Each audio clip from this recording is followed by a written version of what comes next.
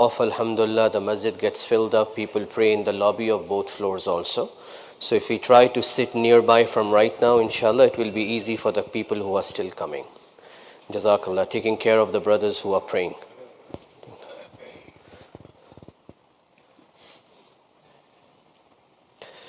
My respected elders and brothers, in the month of July, we started a topic, body and soul. 2 Jummahs we spoke for it, then Muharram came, so we were speaking about Muharram.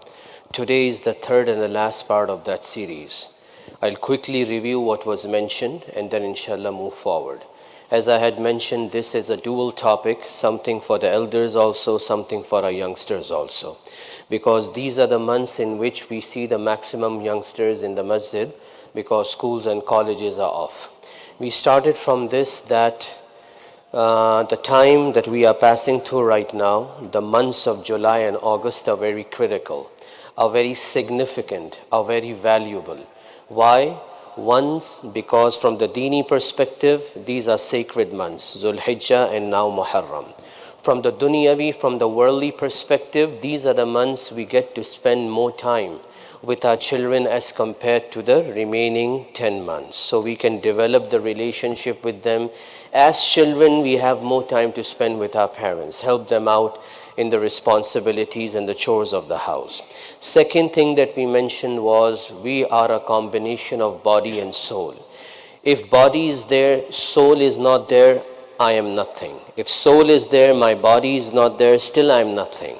If we have, as human beings, need to function, the two combinations have to be there. That's why when a person passes away, the body is still in the house.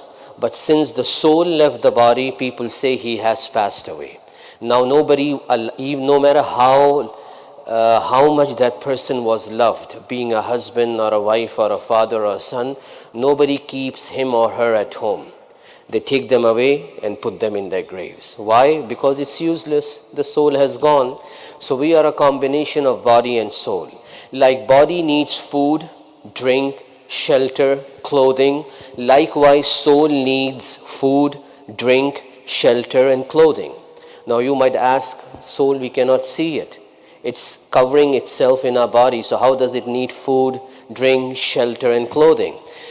Like we need these things. We have food to quench our hunger and thirst. Likewise, there is food for the soul also. And what is that food? The salah, the fasting, the remembrance of Allah. All the commands of Allah on the sunnahs of Rasulullah sallallahu alaihi wasallam. This is the food for the ruh and the soul. So the entire Muslim lifestyle is the food for the soul. Third thing we had mentioned was, in today's time, whether in the Western world or whether in the Eastern world, from the countries where we are coming from, the schooling system is such that only the academic and the materialistic part is addressed. The eternal and the hereafter part is never addressed. The criteria built is, once you graduate from college, your pay, for example, should start from 60,000, 70,000. You should aim to buy a house in the 3rd or 4th year of your job. You should have a decent car worth $40,000 or $50,000. So these are the criteria that are being built and bombarded in the minds of our children. And if in a halal manner they can afford, that's fine. But the picture that is being drawn in front of them is, this is real success. Sure, this is success, but this is temporary success. Why is it temporary success? Because the real success is the success of the hereafter. How long we are going to live in this world? 60, 70, 80, 90, 100, 110, 150? One day we have to die. Even an atheist believes today there is one thing that the whole world agrees upon. There is one thing in the world that the whole world agrees upon. And that is death. एक ही चीज़ है जिसमें पूरी दुनिया का इत्तेफाक है, और वो है मौत. दहरिया भी मानता है कि मुझे एक दिन मरना है. People debate in Allah also, that is Allah there, na'uzu billah, or not. But people don't debate in death because they know they have to die one day. So one day we all have to die. Then the real world starts, real journey starts. Because we didn't start from the womb of our mother, no. And our journey does not end when we die.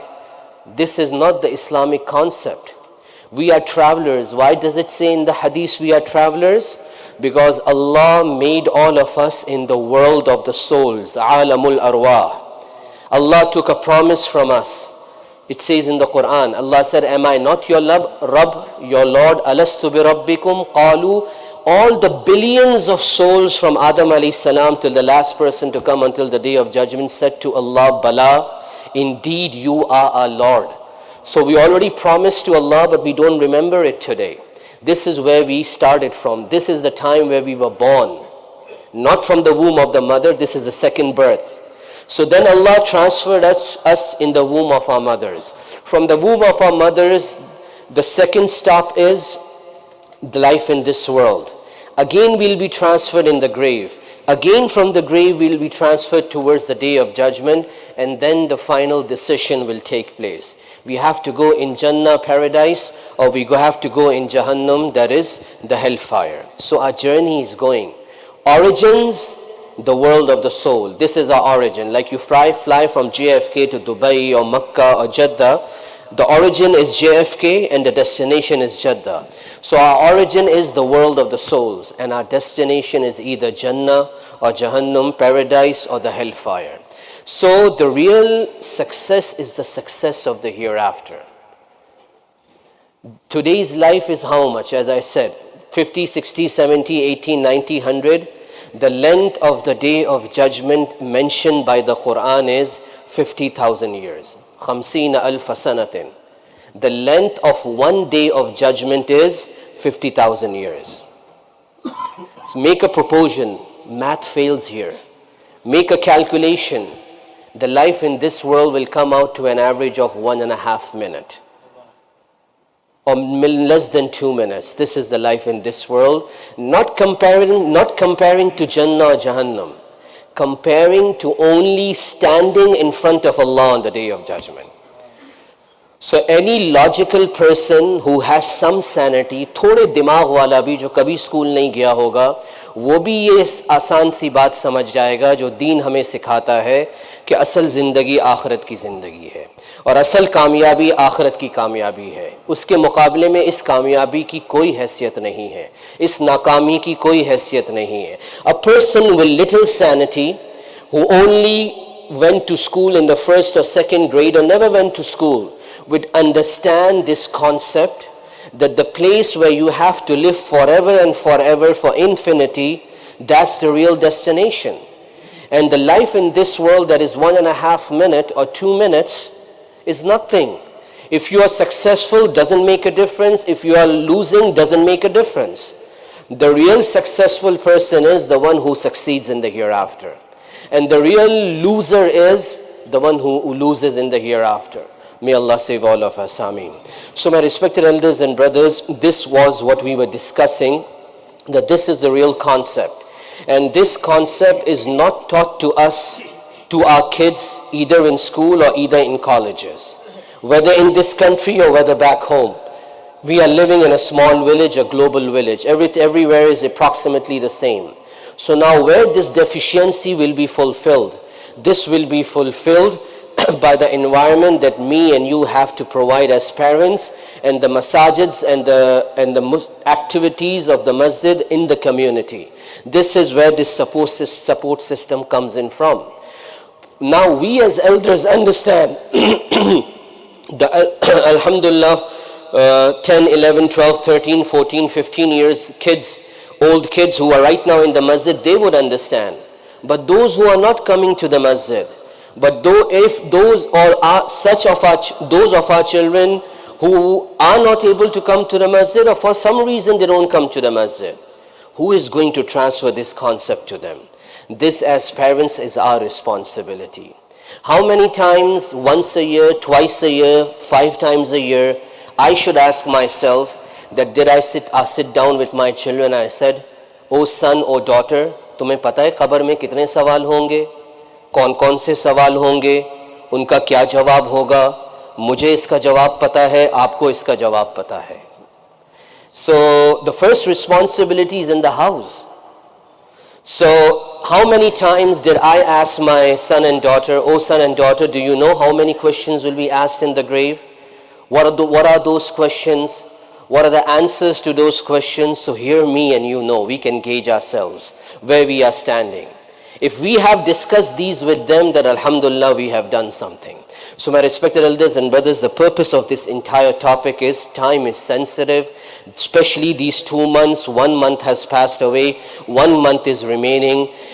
Making them understand this concept, always reviewing this concept with them, so by the time they graduate from school and college and they enter practical life, or they hit the age of 18, they already have this concept that we are believers. Sure, we will go for the success of this world also, but our priority should be the success of the hereafter.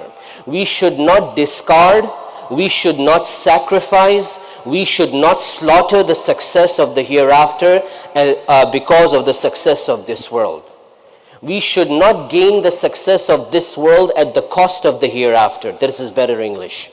We should not get the success of this world at the cost of the hereafter. आखरत को बर्बाद करके, आखरत की कुर्बानी देके दुनिया की कामयाबी हासिल करना, ये ठीक नहीं है. अगर मैं और आप अपने बच्चों को ये कॉन्सेप्ट दे चुके हैं या दे सकते हैं 18 साल की उम्र से पहले, तो फिर अल्हम्दुलिल्लाह हम किसी हद तक कामयाब हैं. So this is something that I should realize, I should learn, all of us should learn.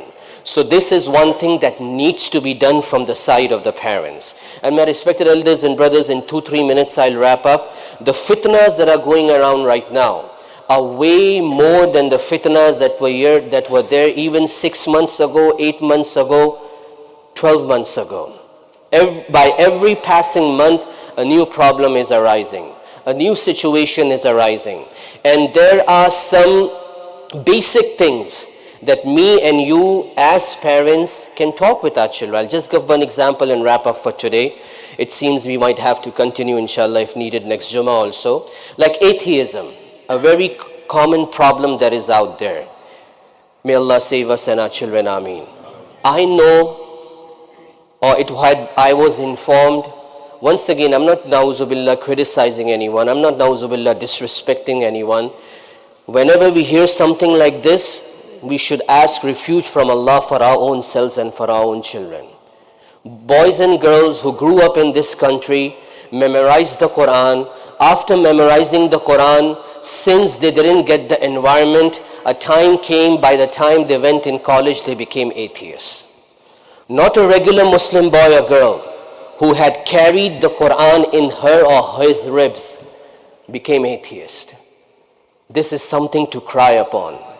But sometimes, generically speaking, on a regular illiterate level speaking, we can speak with our children. I'm not talking about, because I'm not an expert in this field of combating atheism and agnosticism. But I'm just giving and sharing a regular example with you. Generically, if we just use our mind and sit with the ulama, we can easily talk a little bit every once in a while. Like the famous incident in the history, we mentioned it last year also. Imam Abu Hanifa rahimahullah, now atheism is something that is from the beginning of time. It was decided that he would have a debate with an atheist. Time was set and he left his house. The place from where the venue of this debate and the house where he used to live, there was a river. So he didn't show up on time and he came very late. So the atheist said, look, aapke imam sahab dar gaye, wo aaye nahi munazare ke liye. Look, your imam sahab became afraid that he might lose, so that's why he hasn't showed up on time. He came late and then he asked, why are you late? He said, when I was coming to the venue, there is a small river between the house and the venue. When I went to the banks of the river, I wanted to rent a boat. There was no boat. So I was just looking here and there. I saw a trunk of a tree open up, convert into planks. Planks joined together. A boat came into existence. I hopped in the boat and then I came here. So the person started laughing. The atheist is laughing. Then look at your imam, he's out of his mind. So Imam Hanifa rahimahullah said, if the small boat cannot come into existence by itself, how can this entire universe come into existence with a big bang? Here the whole theory goes in the drain. So this was something that happened 1300 years ago. Okay. So if, once again, where does it drain out to? Me and you. As parents, how much are we equipped to speak with our children? How much have we learned to speak with our children? So majority of the problem lies here. Problem is not with our kids. Yes, the problem to a certain extent is there. The youngsters should not get me wrong. But a good amount from the beginning has to be, as I mentioned in the first Jummah in July, has to be from the parents' side. If that deficiency remains, then that deficiency will show up until the last part of the life, unless Allah fixes it. Okay. So whatever was said and heard, may Allah subhanahu wa ta'ala give us understanding of these things. Ameen. We'll have the azan inshallah.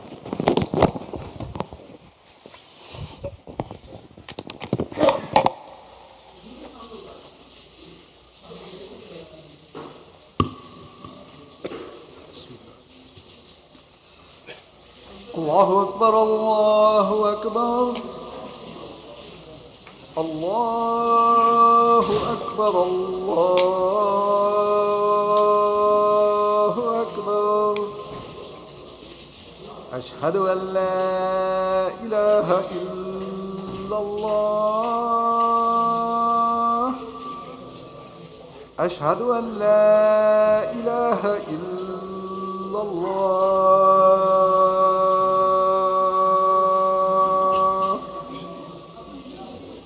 أشهد أن محمدا رسول الله. أشهد أن محمدا رسول الله.